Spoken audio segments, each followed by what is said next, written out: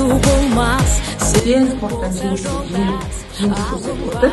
Яғни Дильназдың жеңістері өте көп. Дильназ ашып берді медальдарды.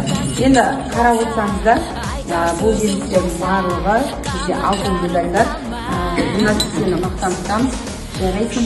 Ең бірінші, сенің ерекше қасиетіңді атап өткендер, ол сенің өмірге деген құлшынысың, ол сенің батылдығың, ол сенің өзінің мықты екеніңді ең бірінші өзіне дәлелдегенде отыр.